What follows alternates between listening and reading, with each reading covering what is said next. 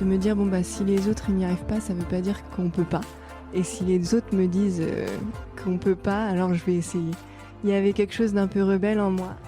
Et quand on est honnête avec soi-même, on devient honnête avec les autres. Et c'est là où les vrais partages et les partages profonds peuvent se faire.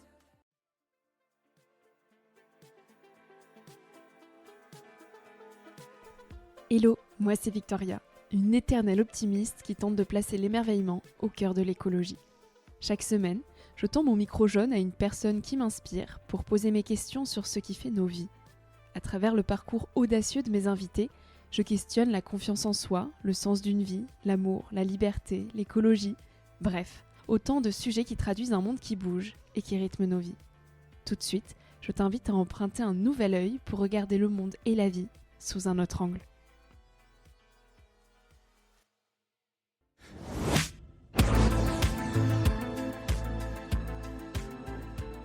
Elle fait de la poésie avec ses mots. Elle les dépose sur du papier et elle les fait résonner dans les cœurs avec une voix toute douce. Elle m'a écrit un matin sur Instagram et j'ai su. Il y a des connexions qui n'ont pas à être réfléchies, elles se vivent. Elle m'a invitée dans sa cabane au milieu des Pyrénées pour y vivre 2 jours. Et c'est là qu'on a allumé le micro jeune. Ilham Berdi était elle-même une ode au vivant, au sacré, au beau qui vit en nous et tout autour. Elle écrit et construit des livres et des habitats légers, entre les métamorphoses intérieures et celles qui s'ancrent dans la matière.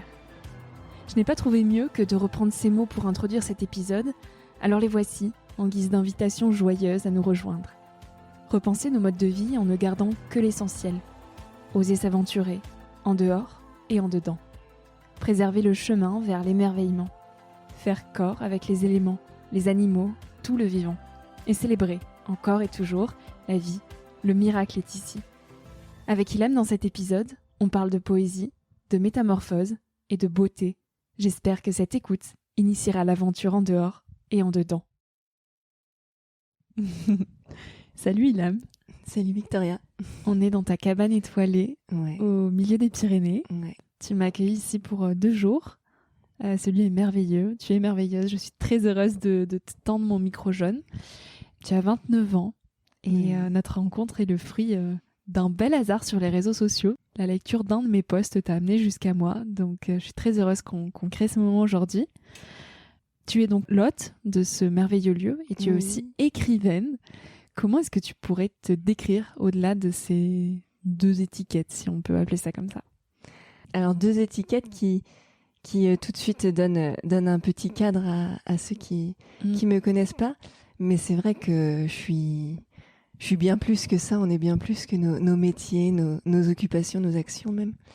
Comment je pourrais me décrire aujourd'hui? J'essaye vraiment de relier un petit peu tout ce que je fais autour du prendre soin du vivant. Donc d'être vraiment dans cette attention à la vie qui nous traverse, qui nous entoure. Parce que le vivant, il s'arrête pas du tout à la nature, il est aussi à l'intérieur. Et puis c'est pas la frontière de nos corps qui délimite tout ça. Et donc souvent je me dis aussi que je suis un petit peu gardienne de cette vie, de cette intelligence qui est partout. Et je sens que j'ai une forme de responsabilité de prendre soin de tout ça. C'est pas une responsabilité dans le sens je dois faire ça, mais plutôt une responsabilité dans le sens où j'ai envie d'honorer toute cette intelligence qui me donne tant, qui donne tant à tout ce qui est autour de moi et qui fait que chaque jour est merveilleux un petit peu. Et que tu as donc envie de protéger cette vie. J'ai envie de le protéger vraiment en réalisant en fait plein d'actions qui sont au service de tout ça. En t'exprimant poétiquement. Aussi, et en ramenant les gens aussi physiquement là dans des lieux merveilleux au milieu de la forêt. Et en parlant de vie, qu'est-ce qu'elle t'a appris jusqu'à aujourd'hui? C'est une question que je pose à tous mes invités en introduction. Large question. Oui. Déjà, elle m'a appris que tout est à sa juste place. Que voilà, là en plus on est dans la cabane, on voit tellement d'harmonie dans la nature, dans les arbres, dans les feuilles quand elles sont au sol aussi. Et dans nos vies d'humaines, j'ai aussi l'impression qu'il y a vraiment cette cette justesse dans tout ce qui nous arrive, dans toutes les rencontres qu'on fait. C'est pas un hasard entre guillemets si tu es là. Il y a vraiment quelque chose entre nous qui a fait qu'on se rencontre et que des choses comme ce podcast et comme bien d'autres choses peuvent émerger. Et c'est aussi le cas de tout ce qui nous arrive, de nos épreuves. Je pense que la vie, elle m'apprend vraiment à quel point les épreuves, elles forgent en fait. Elles forgent et elles permettent d'offrir quelque chose de beau après et d'aidant à nous-mêmes et aux autres. Est-ce que déjà, dès toute petite, tu étais à l'affût de cette intelligence vitale ? Je pense que toute petite, j'étais vraiment sensible à tout ce qui se passait autour de moi. Je passais beaucoup de temps seule, en silence. Je me souviens avoir un petit coin chez moi, une forme d'atelier où je bricolais plein de choses, où je peignais les murs. Mes parents me laissaient faire un peu tout ce que je voulais. J'avais vraiment une forme de reliance en fait inconsciente à ce qui était autour de moi. J'ai la chance d'avoir grandi en campagne, d'avoir des parents qui sont aussi sensibles aux questions écologiques, qui m'ont ouvert à beaucoup de choses. On a voyagé. J'ai eu ce terreau qui a fait que j'ai pu m'ouvrir à cette sensibilité, à ce lien à la nature. Et puis après, il y a eu l'école. Comment tu te sentais à l'école ? Il y a eu le collège, j'ai fait des études assez longues parce que j'ai fait la fameuse classe préparatoire. Oui. Et je pense que d'un côté, l'école m'a énormément servi et m'a appris aussi à voir comment la société était aujourd'hui. Et en même temps, je viens aussi d'une famille où en tout cas j'ai ça en moi de vouloir m'adapter à la société, de vouloir faire bien. Et donc j'étais une très bonne élève. Mais en même temps, je me suis peu à peu en fait coupée de cette reliance que j'avais au vivant et à ma propre nature quand j'étais gamine. Et je pense que la classe préparatoire, ça m'a complètement coupée de tout ça. J'ai été le plus éloignée de moi-même à ce moment-là, en fait. On la sent venir, cette déconnexion, ou est-ce qu'elle se fait sur le temps long, de manière très vicieuse ? De manière très, très vicieuse. Je compare souvent ça à une rupture amoureuse. Parfois, c'est comme dans un couple où ça va mal, on va dire. On peut s'éloigner de nous-mêmes parce que justement, on a envie de rester dans cette relation. Et là, moi, c'était une relation à la communauté, à la société, à ma famille aussi, au fait que voilà, j'avais envie de répondre aux exigences. Et après, quand les premiers signaux, où les signaux se font de plus en plus forts de cette déconnexion, je pense qu'on se voile la face un temps. On se voile la face jusqu'à ce qu'en fait, à un moment, les signaux soient trop forts. Pourquoi on ne veut pas les voir, ces signaux ? Pour toutes ces raisons-là, pour toutes ces peurs de couper ce lien à l'autre, à la communauté, à la société. C'est cette peur d'être dans le vide, en fait, finalement. On a vraiment peur on a souvent le peur d'être seul, de manquer, de perdre pied aussi, la perte de sens quand on quitte, je sais pas, soit un chemin scolaire ou un chemin professionnel. Que va-t-on faire après ? Quand on se dit qu'on n'a aucun talent parce que, en ayant fait des maths et des choses qui sont peut-être éloignées pour moi c'était ça, après il y en a d'autres, c'est l'inverse, mais moi en ayant fait un cursus scientifique, beaucoup de maths et tout ça, je me disais mais que vas-tu faire après en fait ? J'avais l'impression de n'avoir rien d'autre, et le vide en fait a créé cet espace-là pour découvrir d'autres choses. Ouais. Et une des choses fondamentales qui t'a aidé justement à faire face à ces peurs et à ces questionnements, c'est l'écriture. Tout à fait. En 2021, tu as publié ton premier essai, Éloge des chenilles. Et c'est après un burn-out et une remise en question donc de ta jeune carrière que tu t'es mis à aborder de façon poétique les métamorphoses humaines. Donc au final, quelle a-t-elle été ta métamorphose à toi ? J'ai plein de métamorphoses. Tous les jours est une métamorphose. Et celle qui a marqué la rupture entre les attentes de la société et toi, ton humanité profonde et ce à quoi tu aspirais profondément. Ouais, ça a été vraiment une grosse métamorphose qui s'est jouée là autour de mes 25 ans.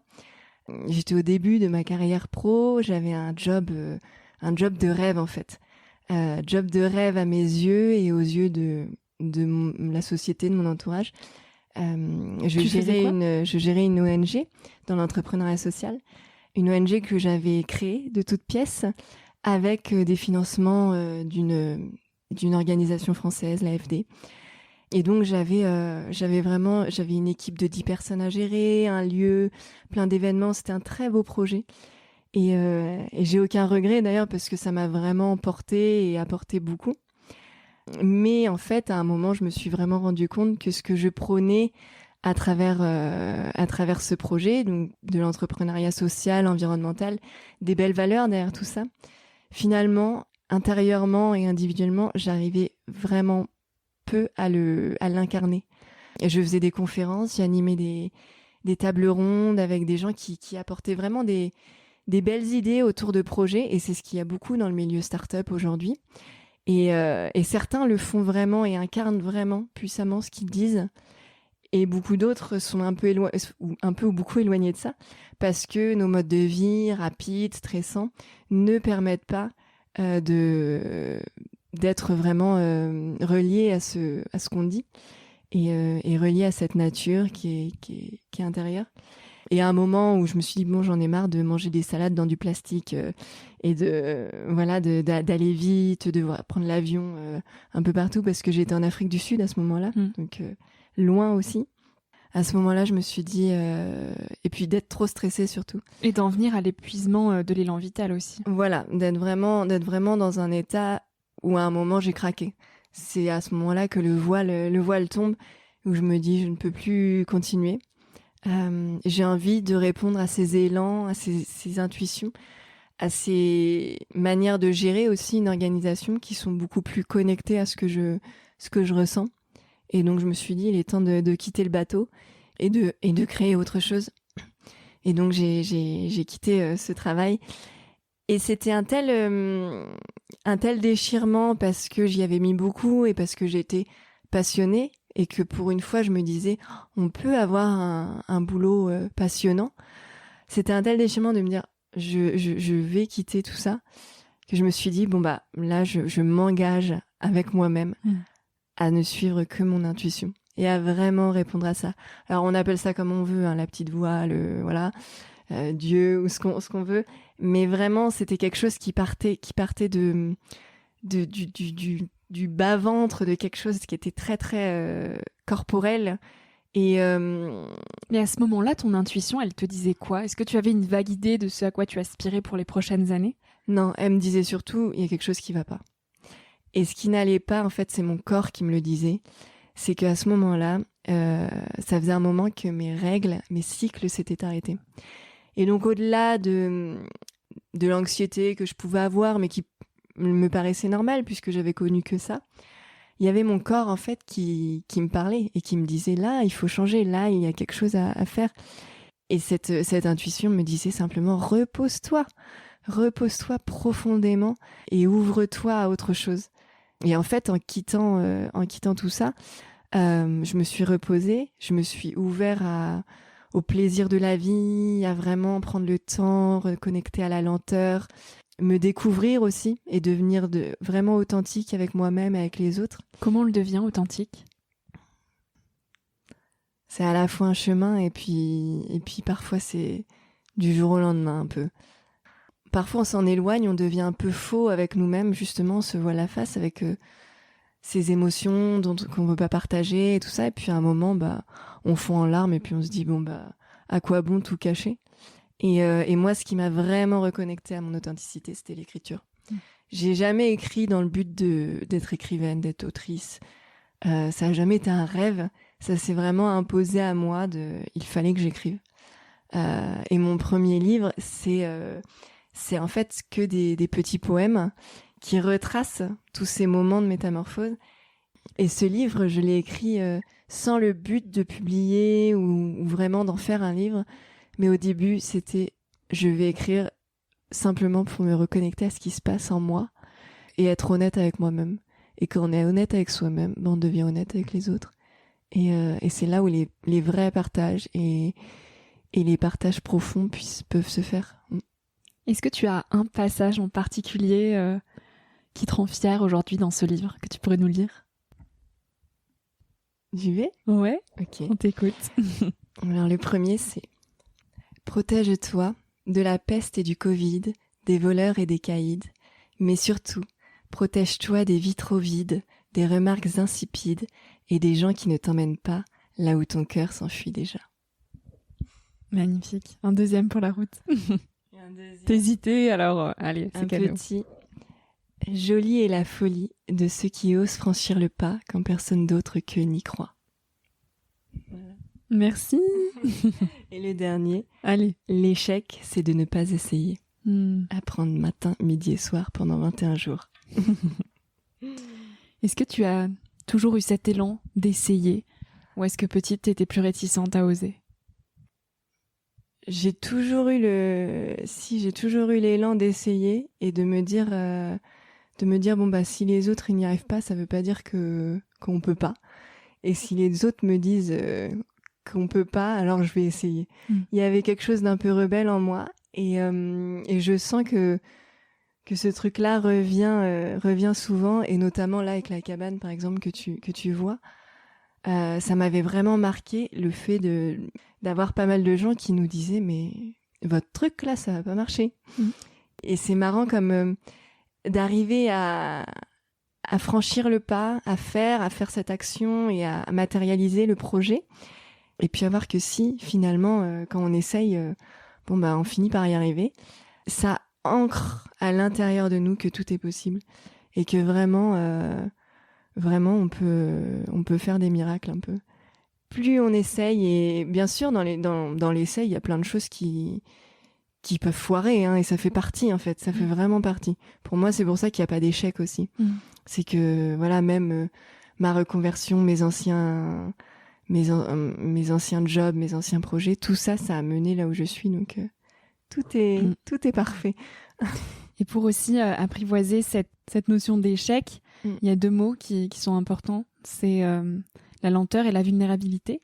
Et toi, tu fais cet éloge de la lenteur et de la vulnérabilité. Autant de mots qu'on a bien du mal quand même à apprivoiser aujourd'hui dans nos sociétés. En quoi pour toi il est essentiel aujourd'hui de renouer avec ces 2 choses-là ? La lenteur pour moi c'est vraiment vraiment quelque chose auquel j'aspire, qui fait partie de mon quotidien.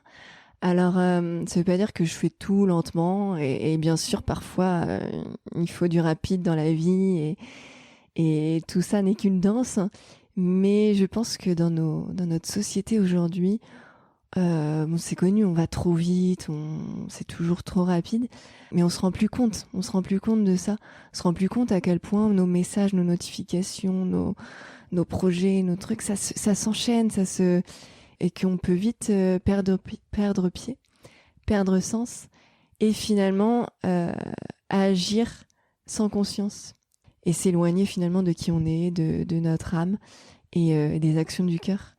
Et j'essaye vraiment d'avoir des moments dans ma vie et chaque jour où la lenteur s'inscrit vraiment dedans. C'est ce que je te disais quand je parlais de la préparation de la cabane, à quel point j'adore préparer cette cabane et accueillir les gens dans cette lenteur, parce que c'est pour moi une forme de méditation. La méditation, c'est pas que s'asseoir et fermer les yeux. Bien sûr, ça l'est, et ça peut apporter cette forme de conscience aux choses. Mais après, c'est dans nos actions. Elle se vit tous les jours, à chaque instant. Et cette lenteur, est-ce qu'elle est principalement due à l'arrêt de tes règles ? Parce qu'avant, tu étais dans le speed, justement. Ou est-ce que tu as quand même toujours eu une partie de toi qui aspirait à cette lenteur bien avant déjà ? Je pense que humainement, on est assez lent finalement. Enfin, en tout cas, c'est pas qu'on est lent, c'est qu'on est plus lent que ce qui se passe aujourd'hui. Il y a 100 ans, on vivait tellement plus lentement, et ça se voit dans les arts, dans les maisons qui se faisaient avant, à quel point les gens étaient attentionnés aux détails et vraiment à ce qu'ils faisaient. Donc je pense qu'il y a vraiment ça en moi, cette forme de lenteur. Et après, bien sûr, le fait que mes cycles se soient arrêtés, et que pour les retrouver, ce soit à travers la lenteur finalement, ce soit à travers reconnecter au mouvement lent, reconnecter à l'alimentation aussi bien préparée en fait, bien cuisinée, et donc c'est une vraie attention, une vraie lenteur dans ce qu'on fait et dans ce qu'on mange. Tout ça, ça a fait que bien sûr j'ai compris à quel point c'était non seulement important mais vital pour moi. Ouais. Quand on fait la transition justement d'un mode de vie qui est très rapide à un mode de vie beaucoup plus lent, comment est-ce qu'on se sent ? Est-ce que tu avais l'impression d'avancer à contre-courant par rapport au reste de la société ? Est-ce que ça te remettait en question tous les pans de ta vie ? Qu'est-ce que tu ressentais ? Complètement. Au début, en tout cas, c'est vraiment une impression de se sentir à contre-courant. Parce que, bien sûr, il y a l'entourage qui est là, qui n'a pas l'habitude de nous voir comme ça et de nous comprendre comme ça. Donc, il y a leur peur qui se projette sur nous. Et peut-être même du jugement. Tu es flemmarde, t'en fais pas assez, la vie c'est pas ça. Et je pense qu'à ce moment-là, j'étais encore très sensible à tout ça. Alors qu'une fois qu'on déconstruit et qu'on devient plus confiant dans notre manière de faire, on est moins sensible. Et puis finalement, notre entourage, il devient beaucoup plus relax aussi sur tout ça. Et puis, il change aussi cet entourage. J'ai rencontré d'autres personnes qui m'ont vraiment ouvert la voie et qui m'ont inspirée. Et d'ailleurs, tu as pu rencontrer aussi des personnes sur ce lieu avec qui maintenant je crée des projets et qui sont dans cette forme de vie. Et donc, je me sens plus seule, je me sens plus à contre-courant. Finalement, je me sens dans un autre courant, un courant qui émerge et où il y a de plus en plus de monde aussi qui se rallie. T'as dû en rencontrer beaucoup, mais on n'est plus seul et on n'est plus à contre-courant en fait. On est dans le courant. Tu dis oser s'aventurer en dehors et en dedans. Comment on fait pour s'aventurer en dedans ? On nous apprend pas ça ? Ouais, l'aventure, c'est vraiment sortir de sa zone de confort. C'est aller dans l'inconnu. C'est aller explorer, donc vraiment chercher ce jeu et cet intérêt pour le risque un petit peu. Et moi, en fait, je parle beaucoup d'aventure parce que j'ai été toujours entourée d'aventuriers. Mon père a été beaucoup en Afrique, est passionné d'aventure, donc j'ai vraiment baigné là-dedans. Et puis, à travers mes voyages, j'ai rencontré beaucoup d'aventuriers qui vivaient de ça. Et finalement, je me suis rendu compte que l'aventure, elle était pas que dans ces changements géographiques et cette distance prise avec là où on habite et ce mouvement dans la matière. Parfois, l'aventure, elle est vraiment dans le mouvement invisible, le mouvement qui est intérieur, et que quand on va chercher nos peurs, quand on devient authentique, vulnérable avec nous-mêmes, avec l'autre, quand on ose aller parler à l'autre en fait de ce qu'on ressent, quand on ose se lancer dans des projets qui nous font peur, quand on change complètement de vision sur des grands sujets comme l'argent, le couple, enfin bref, plein de choses qui font notre quotidien. Finalement, c'est aussi des aventures. C'est vraiment, on va dans l'inconnu et on explore dans une forme de jeu. On explore d'autres choses. Quelle logique tu vois aujourd'hui entre cette nature intérieure qu'on cultive et la nature environnante ? Tout est pareil. Il y a vraiment pas de frontières. Ouais, mais je pense que on dit souvent on ne fait qu'un. We are all one. Et c'est vrai. Mais c'est pas toujours évident à comprendre. En fait, c'est très difficile à incarner, vraiment. Entre le fait de le penser, de le dire même et de l'incarner, de le ressentir. Il y a vraiment un monde. Et c'est là aussi que se joue l'aventure. C'est d'aller vraiment ressentir cette unité avec l'arbre, avec l'eau. Et nature, c'est un concept assez occidental. Dans bien d'autres cultures et notamment des peuples autochtones, le mot nature prend d'autres formes. Parce que la nature, ça a tendance à nous distancer en fait de ce qui est extérieur à notre peau. Et en fait, cette peau, c'est pas du tout une frontière, c'est vraiment justement une ouverture au reste. Donc pour moi, il y a pas de différence du tout. L'un permet de mieux appréhender l'autre et inversement. Ouais. Et en ce sens, comment on peut prendre soin du vivant ? Qu'est-ce que c'est prendre soin en fait ? Parce que chacun aura sa manière de prendre soin du vivant. Quand je parle du vivant, c'est justement utiliser un autre mot que nature pour comprendre à quel point le vivant, il est à la fois à l'intérieur de nous, à la fois en dehors de notre peau, quoi. Et prendre soin, pour moi, c'est vraiment comprendre que l'humain, il a cette mission-là et cette responsabilité-là d'honorer les cycles de la vie qui passent à travers nous, qui passent en dehors, et de permettre aux vivants de se déployer. Prendre soin, ça veut pas dire protéger coûte que coûte tout. Justement, prendre soin, parfois, ça veut dire couper un arbre pour permettre aux vivants et aux petites pousses de se déployer. Prendre soin, ça peut être aussi quand on prend soin d'un jardin, quand on prend soin de... C'est vraiment... On permet en fait à la nature elle-même de se déployer. Et nous-mêmes, le jardinier, il va simplement être là pour guider, pour donner une impulsion, un souffle. C'est pas quelque chose où on est vraiment les créateurs où on décide, quoi. On est juste là pour prendre soin, câliner. Et toi, ta façon de prendre soin, c'est d'écrire, et beaucoup de poésie surtout. En quoi la poésie, elle peut ramener à notre essence profonde ? La poésie, c'est un peu... Il y a vraiment un lien entre la poésie et la cabane ici.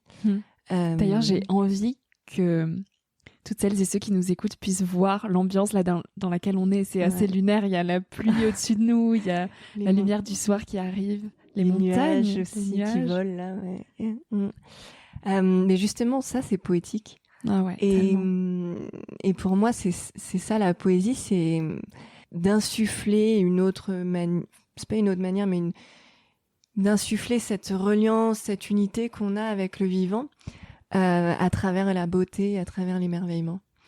Pour moi, on pourra rien faire avec des injonctions, avec de la violence, mais on pourra insuffler des nouvelles manières d'être et de faire. Et la poésie, elle permet vraiment ça. Là, dans les textes qu'on lit, par exemple, dans mon petit livre Éloge des chenilles, on peut y voir ce qu'on veut. Il n'y a pas d'injonction et chacun pourra s'y retrouver à sa manière. Donc, je pense que c'est ça aussi, la poésie, c'est ouvrir nos paysages intérieurs pour que ça touche à une forme d'universalité et puis toucher à l'unicité de chacun, en fait, aussi. Comment toi, est-ce que tu prends soin de toi aujourd'hui, Ilham ? J'ai envie de dire, ça dépend vraiment des jours. Ça dépend vraiment des jours. Prendre soin de moi, je pense que c'est d'abord être consciente de comment je me nourris. Mais comment je me nourris... pas seulement de l'alimentation, j'ai envie de dire. De relations, d'énergie. Des relations, des lieux, des gens, de ce que je mets dans mon corps, de ce que je m'offre, et des pensées qui m'habitent. C'est vraiment, c'est un tout, hein, il y a plein d'autres choses. Et cette conscience, alors elle est pas, c'est pas en continu, je m'observe pas en continu, mais j'essaie vraiment chaque jour d'avoir une forme d'attention à tout ça. On se nourrit beaucoup des pensées, hein. Les pensées, ça nous habite et ça crée vraiment notre réalité. Et tous les matins, une forme de manière de prendre soin de moi, c'est tous les matins d'avoir ce petit moment pour moi. Un truc alors très très banal, mais qui pour moi est devenu fondamental, c'est la culture de la gratitude.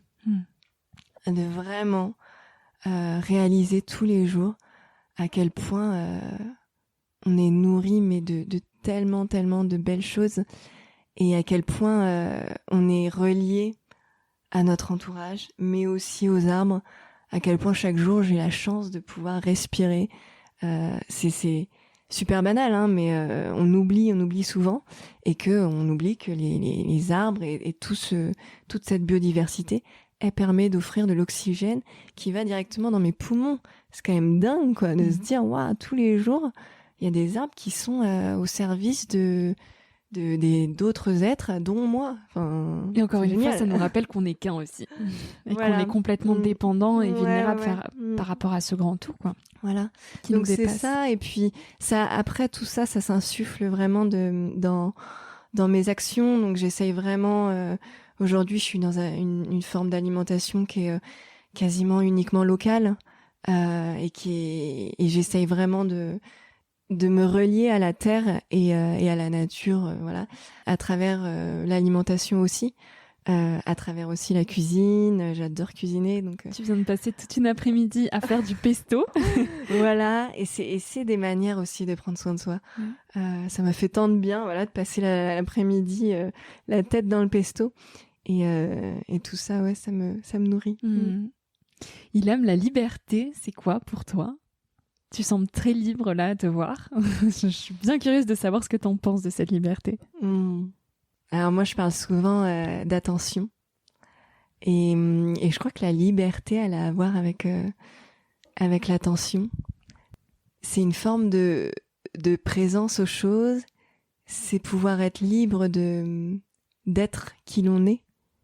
Et donc de porter cette attention, cette conscience sur cet être intérieur qui est complètement relié au cosmos, à l'univers. Et souvent on parle de liberté et on a longtemps parlé de liberté de manière sur le plan matériel parce que il y a eu dans l'histoire plein de choses qui ont fait qu'on a été coupé de cette liberté. Et aujourd'hui on a beaucoup l'impression que l'humain est libre dans les sociétés occidentales, qu'on peut faire ce qu'on veut, manger ce qu'on veut, les supermarchés sont blindés de tout ce qu'on veut et c'est une liberté incroyable. Et je crois que finalement on a quand même les menottes sur beaucoup de choses. On est piégé. Ouais, on est bien piégé sur le modèle économique. Je fais encore un travail énorme moi sur ma manière de voir ma relation à l'argent, ma relation au travail, ma relation à tout ça, parce que je sens que j'ai des modèles qui font que je me sens parfois peu libre de faire ce que je veux. Quelle est ta relation au travail aujourd'hui ? Tu as le sentiment déjà de travailler ? De moins en moins.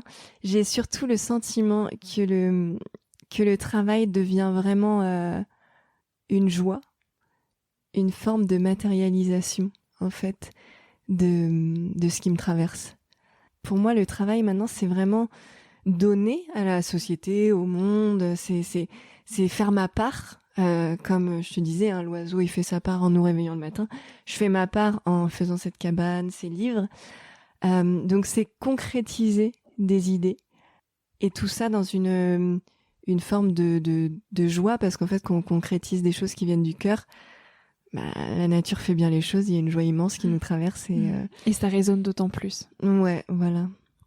Ilham, je vais te poser la dernière question de ce podcast, la fameuse question signature que tu connais certainement. Quel conseil tu aimerais partager à celles et ceux qui nous écoutent ? Alors j'ai quelque chose avec les conseils, c'est surtout prenez pas de ceux qui vous en donnent sans en avoir demandé. Mais comme je disais au début, la vie est bien faite. Chaque chose, même chaque message qu'on peut entendre, par exemple dans un podcast, dans un livre, il y a des choses qui résonnent, d'autres qui résonnent pas. Et tout ça, ça fait qu'on est nourri en fait de tellement de choses qui font que notre âme est animée et puis ose se transformer, se métamorphoser.